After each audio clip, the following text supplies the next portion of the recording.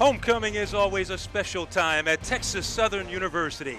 It is a tradition like no other. Not even the rain could dampen the pageantry and school spirit today.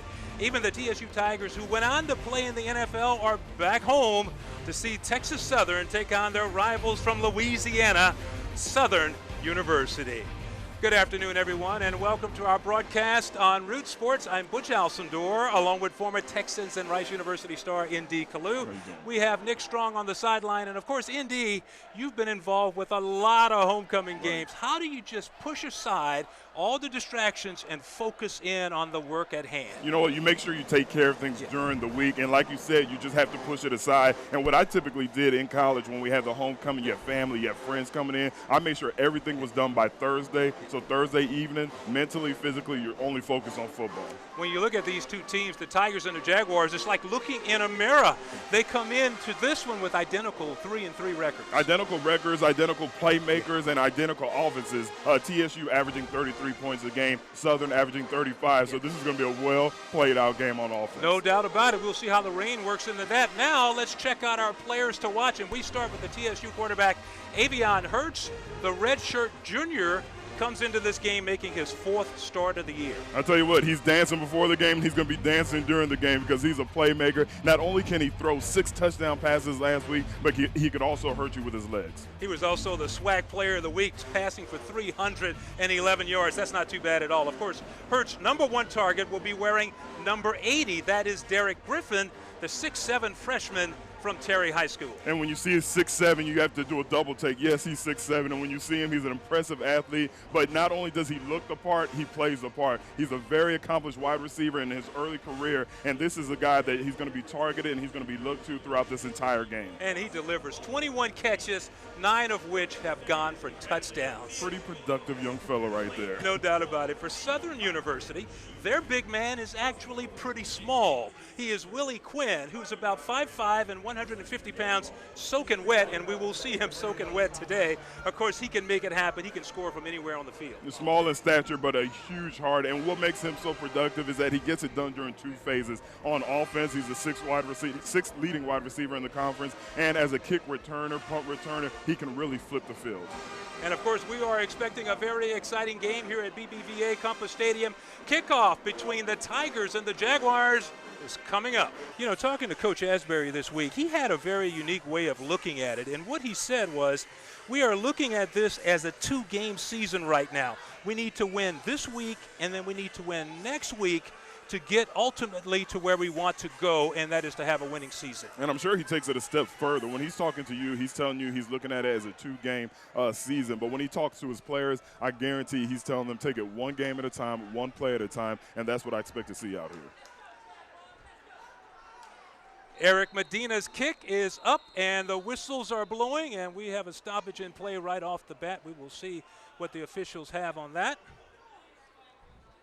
You know, Andy, you have a game like this, the weather is going to be a big factor. Right now it's perfect. There's no problem, but you can see that overcast, and we know the rain is coming. You can see the overcast, and it's starting to drizzle. You can barely see it, but I'm starting to see some rain fall, and what that does, that makes for a slicker field and a slicker ball. So two teams that actually like to throw the ball. I'm curious to see how it's going to affect the play calling on offense, if they're going to stick to the run or if they're going to stick to their play.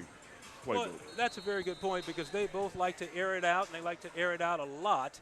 And when you have a situation like this, it'll be really important to see how well the field will hold up also. But if they do decide to run, both teams have very formidable running backs. When you look to Southern, they have a Leonard Tillery, who is the workhorse. He has more attempts than any other running back in the conference. Eric Medina tees it up again, and it's going to be Willie Quinn. Takes it at his own 3-yard line. Quinn has a little running room, bounces it to the outside. Quinn down the sideline, has some room to go. A big block right there. Willie Quinn is down the sideline. 1 man to beat, and Quinn will be in for the touchdown for the Southern Jaguars. And what a start to this game. We talked on the outset about how dangerous Willie Quinn is.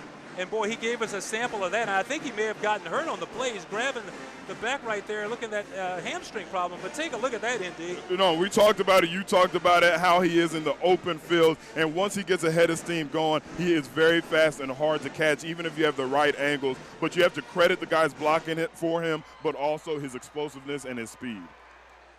The burst of speed is what got him out into the opening, but you're right. He picked up several good blocks down the sideline. Greg Pittman on to add the extra point, and it is good.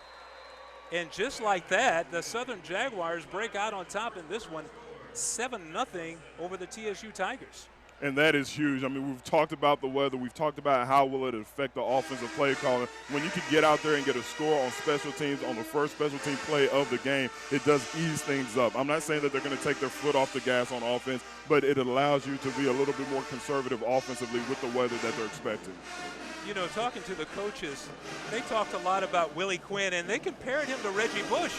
And it's not just because he's wearing that number 25 that Reggie wore with the Saints, but he kind of looks like him out there. All right, it's one thing to talk about speed, but not only does he have speed, he has quickness and burst, and that's what makes a good return man. And you saw him show all the characteristics of a good return man on that one play. Tigers operating out of the red zone now. First down, Hurts back to pass, dumps it over the middle. It's going to be incomplete, and we have a flag down on the play. He was trying to set up that little wide receiver screen as he came back inside, but the pass was way too low for Malik Cross.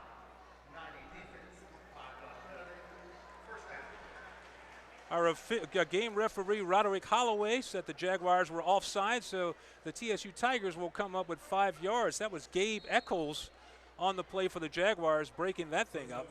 You're trying to get a jump on the snap, but when you're backed up like that, that's when your defensive linemen really have to be aware of the snap count and where they line up. Avion Hurts hands it to Brad Woodard. He goes straight ahead, and look at Brad Woodard moving that pile all the way down to about the 3, maybe the 2-yard line. And Brad Woodard only 1 touchdown on the season, but he's averaging over 6 yards a carry, so I expect to see him, especially in the red zone, get the ball out and hopefully punch it in for the TSU Tigers. Brad Woodard, who's from Lamarck, Texas, he's come on. He's really come on. He's a freshman running back, 5'8", and he didn't start the season getting a lot of playing time, but the young man has really proved himself over the last couple of ball games. This time, Hurts takes it from behind center. Hands again to Woodard, and he dives in for the touchdown for the TSU Tigers. So the Tigers capitalizing on the turnover, getting it in for the touchdown.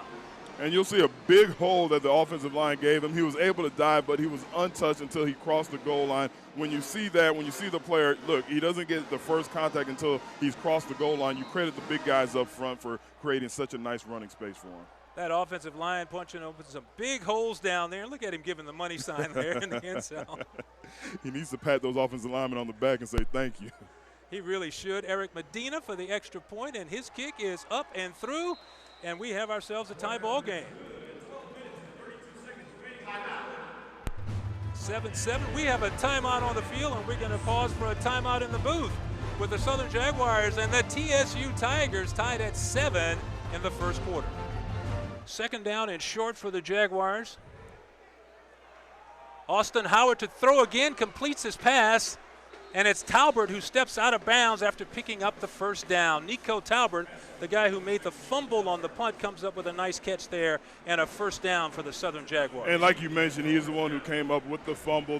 These are the plays that Nico Talbert is going to need to get his confidence going. Trust me, right now he's feeling that he let his team down, but as he continues the game and continues to make those type of plays, he will get his confidence. Handoff inside goes to Leonard Tillery. Of course, he's a big running back for the Southern Jaguars, and here comes the rain, Indy, and it's coming down in sheets right now, so that will also have an effect on this ball game quickly. Right, and that's where Southern says, you know what, they may have to rely more on Leonard Tillery, but they're okay with that. And like I said, he has the most attempts in the conference, and he is very productive when he has the ball in his hands. Jaguars hand it to Tillery again, and he's spun down quickly right there by big number 97. That's Damon King with a fine play by the Tigers. Watch Damon King, the defensive end. And right there, that's a smart play. The offensive tackle blocks down, but he doesn't go chasing ghosts, as they like to say. He stays in his position, and there isn't anywhere for Tillery to run. Smart play. He took care of his business. He was playing his assignment. That was his man. He stayed home and came up with a big play for the Tigers. Malcolm Crockett on the carry, and he took it straight ahead. He needed a yard. He got 3. It's going to be first and goal to go for the Jaguars. Austin Howard turns around, hands to Crockett again. He has nowhere to go. A big play. Amir Bloom one of the first Tigers to get there, and so did Zacchaeus Bamijoko with another big stop. And Amir Bloom, we'll be talking about him a lot. Avion Hurts gives it to Brad Woodard, and he is thrown down in the backfield on a big play by number 91, Christian Allen. And he got in the backfield almost fast enough to take the handoff that time. That's it. Big fella came up with a huge play. Right, when you talk about playing on the other side of the line of scrimmage, that's exactly what Christian Allen does on this play. He uses his quickness, only 258 pounds, which isn't big for a defensive tackle, but he utilizes his quickness and that first step to get the tackle for loss. That play never really had a chance to get going, so now Tigers are going to have a third and about 18 to go. Hurts under pressure, scrambling right, still on his feet, and he is caught behind the line. Avion Hurts goes down. Contavious Preston, the first Southern player to get there in the rain, as Hurts had nowhere to go, and he is taken down on the sack. And I'll tell you what, that play starts with number 41, Simeon, coming off the right side of your screen. Tigers will go to work, 1st and 10 from the 48-yard line. Avion Hurts still on at quarterback, hands it to Brad Woodard. He's trying to get around the right side. One man to beat, and Woodard could not turn the corner. He is forced out of bounds by number 29, Jamar Mitchell. Yes, Jamar Mitchell does a nice job setting the block and with his run support. His first thought is to defend the pass, but you see him shed the block of the receiver and get up there and get the run support that you need out of your cornerback. A loss of 2 on the play, so the TSU Tigers will come out. It will be 2nd and 12. They have 3 wide receivers out to the right, and they put Griffin in motion. He goes across to the left. Avion Hurts back to pass. Looks over the middle, has a man wide open. That's Larry Clark. Larry Clark, the third, is in for the touchdown, and what a call. What a call.